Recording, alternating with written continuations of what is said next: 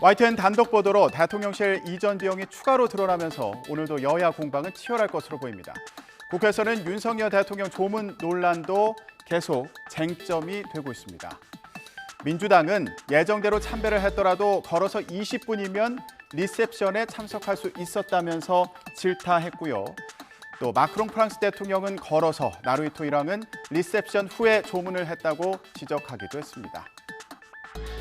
이에 대해서 국민의힘은 조문 외교마저 정쟁거리로 몰아간다, 누워서 침 뱉기다, 이렇게 맞섰습니다. 자, 어제 국회 상황 김경수 기자가 전해드립니다.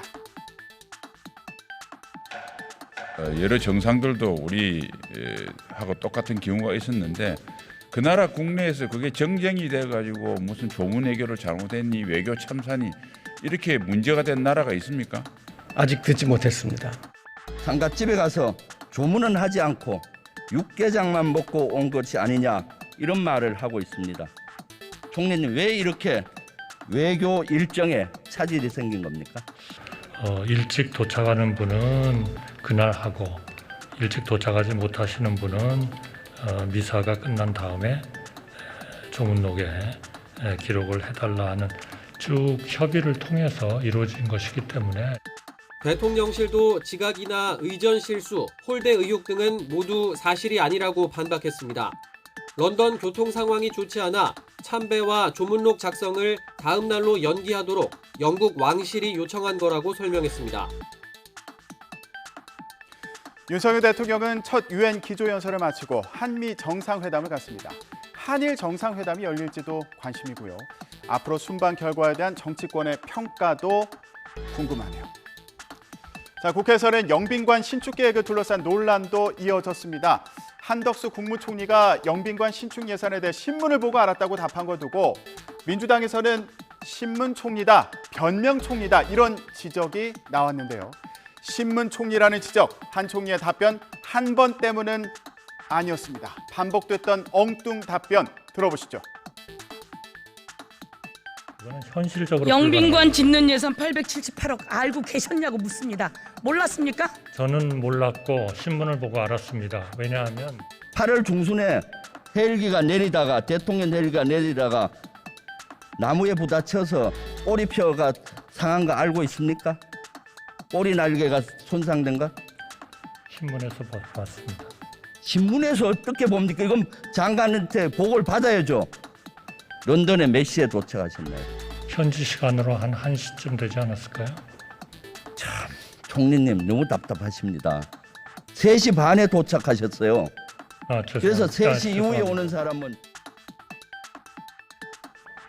네, 이렇게 여러 차례 부정확한 답변이 계속되자 여당에서도 질책이 나왔습니다. 들어보시죠.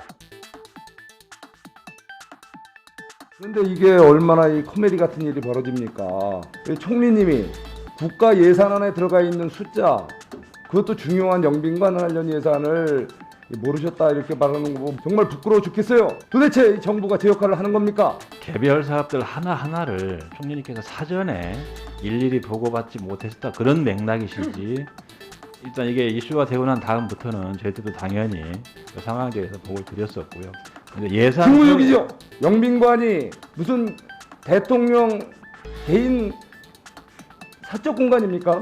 내부에서 알아서 챙기고 제대로 그 계획을 해서 국민들과의 공감대를 형성하면서 먼저 보고를 했어야 되는 거 아니에요? 지금 필요한 국가의 시설인데 총리가 몰랐다 하는 답변, 그런 자세도 틀린 겁니다.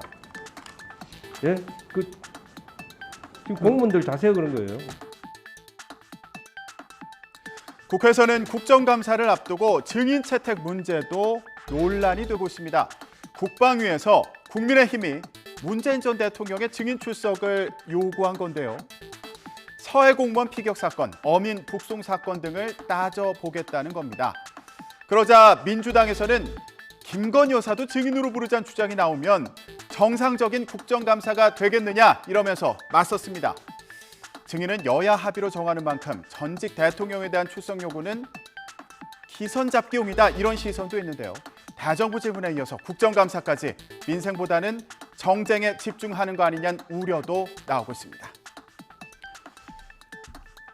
국회에서는 신당역 스토킹 살인 사건이 충격을 주는 가운데 서울교통공사와 당국의 대처를 지적하는 질타도 쏟아졌습니다. 여성가족부 장관의 답변은 오히려 논란을 더 키우기도 했는데요.